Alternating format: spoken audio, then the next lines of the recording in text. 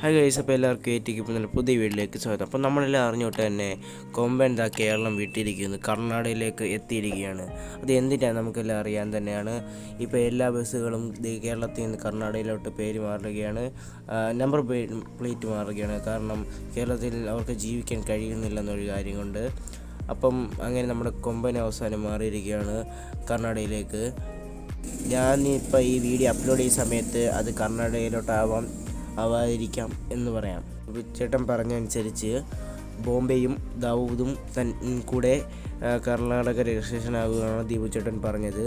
അതുപോലെ തന്നെ Kaliyan white bus ആവാൻ ചാൻസ് ഉണ്ടെന്നാണ് ദീപു ചേട്ടൻ പറഞ്ഞത്. അത് കേരളത്തിൽ ഓടാനുള്ള ചാൻസും പറയുന്നുണ്ട്.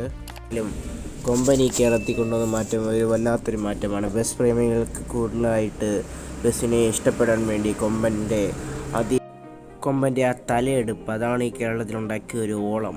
ആ ഓളം മാറ്റാൻ കഴിയും. കൊമ്പൻ കൊണ്ടുവന്ന ഓളം വേറൊരു ബസ് ഇതുവരെ നമ്മുടെ നാട്ടിൽ കൊണ്ടുവന്നിട്ടില്ല. കൊമ്പനെ ആരാധകർ ഭയങ്കര കൂടുതലാണ്. എന്തായാലും ഈ കൊമ്പൻ്റെ ഈ തിരിച്ചുവരവ് എല്ലാവരെയും ഞെട്ടിക്കാൻ വേണ്ടിയാണ്.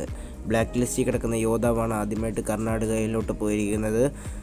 അവർ ഇപ്പോൾ കർണാടകയിൽ പുതിയ ധാരാവി പണിയുന്നൊരു വീഡിയോ ഒക്കെ നമ്മളെ കാണിച്ചിരുന്നു. ആ ഫുട്ടേജ് നിങ്ങൾക്കിപ്പോൾ ഇവിടെ കാണാം.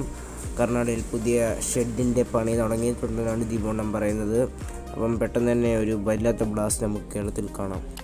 അതുപോലെ തന്നെ യോദ്ധാവിൽ ഇനിയും കുറച്ച് കൂടുതൽ സെറ്റിംഗ് ചെയ്തിട്ട് യോദ്ധാവ് ഇനിയും കിടിലമാക്കാൻ വേണ്ടിയാണ് ശ്രമിക്കുന്നത്. അതുപോലെ ദാവൂദും ബോംബെയിലും കർണാടകയിലോട്ട് ഏതാണെന്ന് ദിവസത്തിനുള്ളിൽ തന്നെ എത്തി. അതിൻ്റെ നമ്പർ പ്ലേറ്റും മാറ്റുമെന്ന് ദീപോണ്ണം പറയുന്നുണ്ട്. ഇത് ബസ് പ്രേമികൾക്ക് ഏറ്റവും വലിയൊരു സന്തോഷ വാർത്തയാണ് ഇന്നിവിടെ നടന്നിരിക്കുന്നത്. അപ്പം അടുത്ത വീഡിയോയിൽ കാണുന്നവരെ എല്ലാവർക്കും good bye.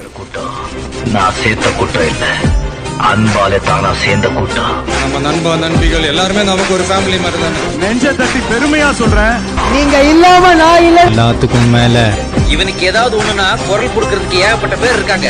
Don't judge a book by its cover, bro.